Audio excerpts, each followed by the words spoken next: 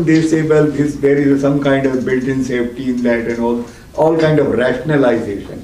Though there are interfaith and lingual and other marriages, but this is the reality. And that, in fact, again Gandhi, he said that if one of the party is not Dalit, he would not attend the marriage, to the extent that he didn't attend even the marriage of his son, or the marriage of his closest person, Mahadev Desai, his son Narayan Desai, because they were from the upper caste. Interesting. Yeah. But I think maybe later on you can address this question about the social maintenance of caste even today. That'll be interesting. Other questions, observations, comments? Yeah, I just had a comment. You quoted a number in the beginning, quoting the National Family Health Survey, that the extent of malnutrition and undernourishment and hunger among children is 47%. Yeah. It's also interesting to note that it's about 1.8 times that of sub-Saharan Africa at the moment. Yes, yes, you are absolutely factually true. That, anybody else? India's ranking here. Oh, sorry. India's ranking in the HDI for the last 20 years, including the period of so-called economic upturn and liberalization, globalization, is between 118 to 132. It's 126 or 28. So India, which claims to be fourth, fifth largest economy and GDP increasing and rate of growth, is absolutely, the performance is absolutely dismal in HDI, and it's not surprising. Yeah, introduce yourself. My name is Kodesh. You mentioned about the cost of bringing water. Yes, long distance conveyance.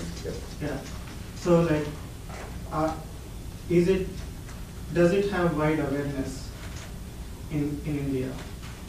And are the local communities or the government doing anything about it? No, unfortunately not, because I think this is the crux of the problem. You are sold a solution and you take to it. That, if you want development, then build big dams. If you want energy, then build the big power projects. The solutions are local and they are much more viable, and they can be done with the indigenous resources. Is not the idea, this Malikambar example that I referred to you. And these were the systems all over. But now we have totally, the self-sufficiency.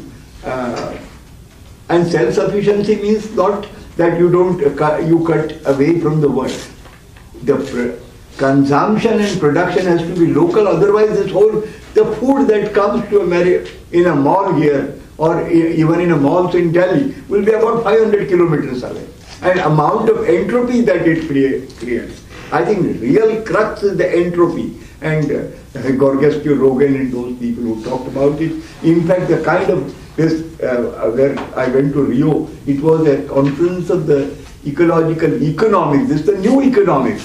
But I am told at Harvard and in one of the West, there is no one full-fledged professor of ecological economics. Pittsburgh, they say, I was surprised that University of Pittsburgh professor said hardly there is anyone who think about it, and perhaps many don't know even there is such. Not in the economics department. Economics department. But there are others. And in fact, incidentally, when Amartya Sen was giving a concluding address, valedictory address at the Ecological Economic Society's conference, we had international conference in Delhi, and then I confronted him because I said, it is a time again this year at Indian Economic Association, enough is enough. I mean, there is no room for additional growth. There has to be a redistribution of the growth. Caring and sharing alone can ensure equity and sustainability.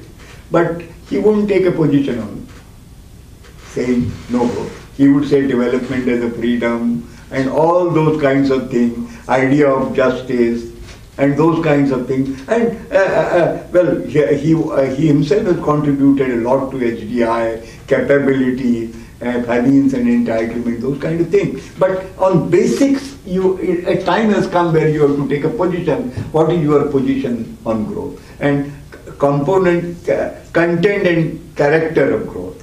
It's not, and the content into the character of the growth, throughput-oriented growth, the kind of things that Harman Daly and others are talking about. Mainstream economic profession is totally, and that's why I call the profession of economics in general resource illiterate. That's self-criticism. Any comments, questions? Yes. Yeah, I really appreciate your talk. And one of the points you made, and we have to really think about it, that in India, number one, is not a poor country. So this whole idea that we have to send money Yes. to India to set some things right, Yes. we have to think about it again. Because India doesn't need money. India has plenty of money. And activists also should get out of their head Yes. that if there is some money, something is going to happen. It needs a new thinking, new way. Paradigm shift. Because a lot of it is, like there's so much money in India. And, so a little bit we send from here to really grow in the bigger picture of things, like that may help here and there. But that is not the problem. Lack of money is not the problem in India. There's plenty of money. And we should think about it, what are its replications in terms of our activity, what we do here. Because generally, there's a whole notion of that we have to do something, so immediately collect some money and send it. Yeah. Though, that kind of desperation. I think that perception is coming, and people are, because I tell you, just to give one number about it. India is one of the largest, now China is also coming close, largest importer of gold, 1,000 tons of gold worth 3 lakh crore rupees, 3 lakh crore rupees, $60 billion is imported in India every day. The amount of subsidy that we give on a fossil fuel is close to that. And for that, to get those two things, what are we giving is the real goods that the people need here, food. Not only basmati rice, but all kinds of food. But if you get today the best of the tea, best of the coffee, best of cereal, best of the many things in fruit and the mangoes, they are all exported. Is that the kind of development that we want? I think, but money needs to be mobilized, and if you can create that, here is a replicable model. एक गांव में एक watershed का काम किया. If you go and work as a watershed, or say right to resources can be enforced in this manner, then that's why it need not be a very glamorous thing. It has to show that this is the path, and that's why alternative lifestyles, alternative pathways, and alternative approaches to food, clothing and shelter, that is possible. If you say, for example, if a kind of vegetarianism that has been there largely, if that is the answer, where in America you consume 1,100 kilos of wheat per capita, but nobody eats 1,100 kilos of wheat per capita. At the most, even if you are here vegetarian, 100, not more than 100, 150 kilos. Rest you feed to the animals.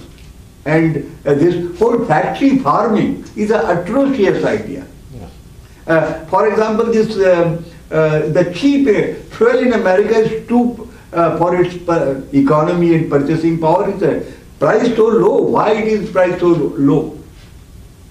And this whole, I was in a Rio, somebody laid out a statement, in fact an Indian who was Under Secretary General of UN. He said there is a recent resolution of the Republican Party, and Mark would probably correct me if when and where, that it said that environmental whole idea or talk of environmentalism is a straight threat to the American way of life. And what is the American way of life? I think you're referring to George Bush Sr.'s statement 20 years ago in the first Rio conference. Yes. The American way of life is not... Again they have passed, I was told, again they have passed a resolution very recently. One of the worst statements ever made by any president of the United States. His reference is more recent. He says they have passed it again. So again they have passed some resolution. That's why Nitin Desai, who was the Under Secretary General, he had referred to it. He said it's a more recent. We can check it maybe. You What can was the check more it. recent statement? More recent. Republican Party again formally passed that kind of resolution after when they say Kyoto Protocol, it's good that it is over and we did not sign any protocol. And that is one of the reasons because Obama thought he may lose 3-4% vote and he did not go to Rio. So these are hard facts. Observations, comments, questions, any more? I just wanted to mention about this one book recently came out by a scholar called Atul Kohli. Yes. And he writes Poverty Amid Plenty in the New India. It's a very good political analysis of how this has emerged and why this disparity is growing. Jaswalji, you may recall certainly. In fact, the book on which the whole India's freedom movement and people engaged in that had motivated them was a book called India Today. And this was a book by Rajne Pamedar. And the first sentence in the book is, now I recall, India is a rich country inhabited by poor people. And Dadabhai Nauroji called it poverty and un-British rule in India. What you are talking there. And this, I literally felt that in the year 1967, I had gone, after passing soon, as I was a student of MA, I wrote a civil service banking examination, I was selected. I was posted at Raipur. And Raipur that time was not Chhattisgarh, part of Madhya Pradesh. And one district of Bastar was larger than Kerala. And now there are 39,000 square kilometers. And with those days, very few transport, I took a week or 10 days to go around. And what you saw, literally could feel that you had all this Nehru's idea of modern temples, Bhilai and Bhakra. There was a Bhilai there, right there. There were the big dams, one of the best. And of all that things that you were talking about, again, that the lowest density, population land ratio was most diverse. I mean, per hectare you had hardly a few hundred, not even few hundred, whereas in Bengal there are 900 people per hectare. And there I could feel that India is a rich country inhabited by. And none of our economics teachers would tell those kind of facts to the students. What kind of economics that you were teaching to the students. You are never exposed to that kind of, and that's why, when Seligman told Kumarappa to go and meet Gandhi, and that's what Marx had to go to discover, but none of these people, who are on, who got Nobel Prize or who are on run for Nobel Prize, the very respectable name in economics and the great names, they don't bother about these things. Sorry to so on this, I just wanted to ask you, you have so much experience with the planning commissions and all. Yeah. What kind of awareness do they have? What kind of debates do they come about? Are debates about sustainability and equity, are they quashed? Are they understood? Are they passed over? What is your experience has been? I mean, you've been with so many so-called planning commissions. Yes, in the approach is that they would say, well, this is a good talk and environment is a diversion to development. And in fact, the 1970s, when this first group of people who talked about India's environment, Anil Agarwal and some 50-100 people like us in the country, then in 70s and came with that first citizens report on environment. But I was there and I straightway confronted Monte, saying that what are you saying that is a 8% growth, 9% growth. I said, these decimal points, where are the people there? What is the poverty line? And here Monte spent 200 days or 100 days coming to the United States. And I say, you go to the country where they want to, they don't have planning commission. or they don't need a planning commission. They say, what do you learn there? So problem with the Manmohan, Montek and the whole breed, because earlier years there were people in planning commission, people like Mahalinobis and many people who, Kumarappa was a member of the planning commission, you know, he went into the, but he would tell you, I think you should have talk about it in detail, went in a buggy, the Tanga, the horse-drawn carriage, and they wouldn't allow him. And Vinoba Bhave's that very famous story, that when Nehru asked Vinobaji to comment as to what would be his advice to the planning commission, he said, they sent a big bunch of that whole plan document. Vinobaji took out the pin or the whatever it was in paper, and he sent back. He said, I will give, I would write to you, or I will get back to you after 6 months. And they said, why such a long time we are formulating plan? Vinobaji said, I am going on a Bhudan Yatra and I will talk to the people of India. You know, he said the whole, this is the outfit with the 3,000 people. You do need a planning commission. You can seriously think. There are people who were, I mean, very fine people, Pitambar Pant, and a whole lot of people. Even now, Mihir is there in a planning commission. At the time, at one time, I was asked to be there. I was in different committees. But with this, you know, you can, and where the government of the day doesn't have any interest. After all, planning commission is not a constitutional body, it's an advisory body. A finance commission is a statutory body. That nuance is there. But you know, you have a people in planning commission who want to sell the country to the multinationals. If the model of Kumarappa's experience is still good. Can you just tell people who Kumarappa is also? Yes, Kumarappa was an economist who had studied at Columbia University, and then his graduate thesis was about poverty in India and British public policy back in the 1920s. And then he went to Gandhi and became a Gandhian and helped found the first smallest beautiful development organization called the All India Village Industries Association. And he was a radically prophetic economist, the first one to put ecological concerns at the center of his theory as an economist. And he did that in a book he wrote during the Second World War while he was in prison. And one of the prophets of ecological economics, and very concerned with equity and welfare also. And he was on this committee that was supposed to set the goals for the first 5-year planning committee in 1937. This committee drawn up by Subhash Chandra Bose. And he was there arguing personally with the big folks from Mumbai, you know, who supported Tata and they were sitting together arguing. And they drew up this document, you see. And what they did was fudge. They would say protection of local industry, but not at the expense of this and that. There would be little fudging clauses. That's what happens. So it's fudging, which is the most that people like Desarda can get. So then implementation becomes the key. Implementation of the fudging principles becomes the key. And then it's faulty anyway.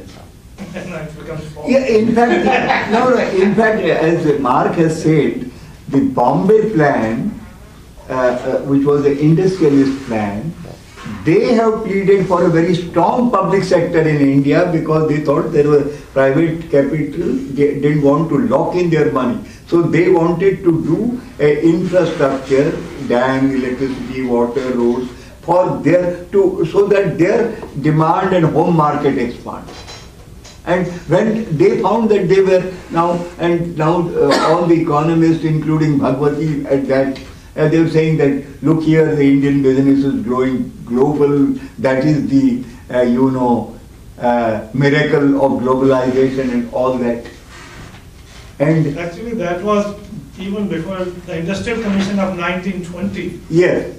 That had laid the blueprint for that. Like Bajaj was part of that, Tata was part of that, Birla was part of it, Nehru was part of it. Yes, the Bombay plan. No, it was 1920. Oh, the Pahla Industry Commission. Yes.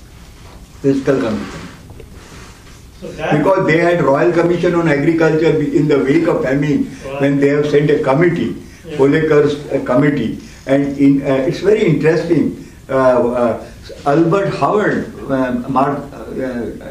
Dr. Mark, Albert Howard, who was at the Royal Agriculture College in England, he went on a committee and then he stayed on in India, in Indore, and he said this was a committee to suggest reforms from in agrarian things. He said what you need is equitable land distribution and local practices, and he talked that there is hardly anything that the farmers of India need to be told. They are such a they are people who may not know how to read and write, but they have a tremendous literacy and love for their land. Resource literacy kind of thing. It is there, that testament for agriculture is his very famous treatise by Sir Albert Howard. Yeah. So if there are no more questions, observations, we can close. Thank Professor Desarda. And thank you all for coming. If you still have questions, you can ask, or you can ask Mark also. Thank you. Yeah, that notebook, if anybody has not mentioned, yes, it is there. Yeah. And those set of paper I gave one.